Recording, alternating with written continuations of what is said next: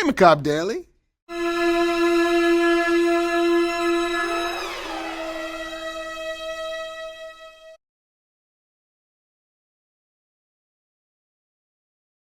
The comics authors that inspired me were people like Warren Ellis, Garth Ennis, Alan Moore, Dwayne McDuffie, um, Frank Miller was a huge one.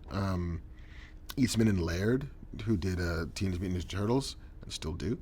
Um, and I think, and they all, because I came to those things at a very young age. I was wet clay when I started reading, the work that they created. And so they are very instrumental in having taught me a little bit about what it means to be both a comic reader and a person who wants to make comics. And eventually to be able to find scripts by those people and like, hey, you know, I could read Mark Waid's Kingdom Come and read Kingdom Come and see how this becomes that and how he explains and how he communicates his intent on the page so an artist can interpret that. That stuff is invaluable. And so that's the stuff that sort of helped teach me how to be a comic writer.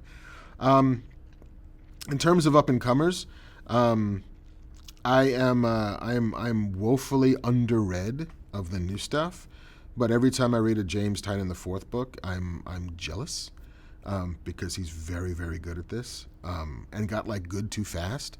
So like slow down, James. Let the rest of us kind of find our feeding. Some of us are old men trying to play in a young man's game. So take that for what it's worth, James. Slow down. Slow down.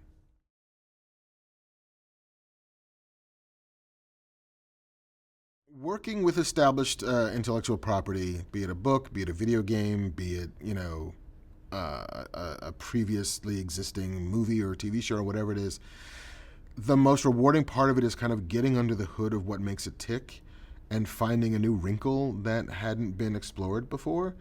Like working on a Star Trek, working on the Continental, working on, the Jason Bourne show, Treadstone, working on Castle Rock. Like, I've read so much Stephen King over the course of my life, and being able to tell a new story in the Stephen King oeuvre was wonderful, was a joy, because you do get to understand why these stories work, what has made them appeal to people for generations, and then finding a new brick to lay in that road. That's where the fun is. The challenging part is, again, making it feel like it's not a brandy new brick, that it's always been there the whole time. And also hoping that the people who created the stuff in the first place will vibe with it, will respond to it, and not think that we, urinated on their grave, unless that's what they're into, because we don't kink shame here. Superhero double feature, DC and Marvel. Are they? Well, I'll pretend that they're movies that already exist and not movies in my head that I'd like to see. But movies that already exist, I think it's the first Iron Man and his Batman Begins. They are both stories about two rich guys who build stuff, but they are prompted by tragedy to become better people.